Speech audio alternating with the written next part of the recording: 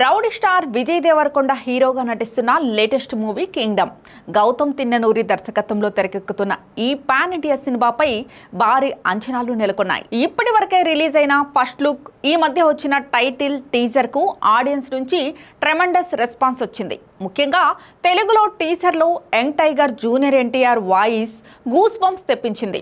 Tarak voice over ఇవ్వడంపై తాజాగా విజయ్ దేవరకొండ మాట్లాడారు. ఎన్టీఆర్ అయితేనే దీనికి న్యాయం చేయగలడని ముందు నుంచే అనుకున్నామని చెప్పాడు.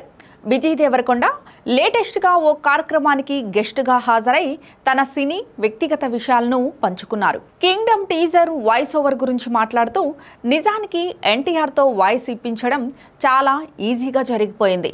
4-5 నెలల టైం తీసుకుని టీజర్ కట్ చేశాం.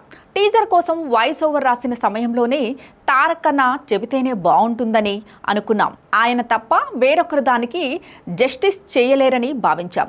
మేము వెళ్ళి ఆయన్ని అడిగాం. మాతో కలిసి కాసేపు మాట్లాడిన తర్వాత ఆ సాయంత్రం చేసేద్దామన్నాడు. డైరెక్టర్ చెన్నైలో ఉన్నారని, టీజర్కు సంబంధించిన మ్యూజిక్ వర్క్ చేయిస్తున్నాడని చెప్పాను. ఇక్కడ దర్శకుడు కూడా ఉంటే బాగుంటుందని అన్నాను. నువ్వు ఉన్నావుగా, మనం కలిసి చేద్దాం అని ఎన్టీఆర్ అన్నారు. సాయంత్రం ఇంటికి వెళ్ళాను. ఆయన చాలా ఎగ్జైటింగ్గా ఉన్నారు. ఇంకో టేక్ అంటూ డైలాగ్స్ చెబుతూనే ఉన్నాడు.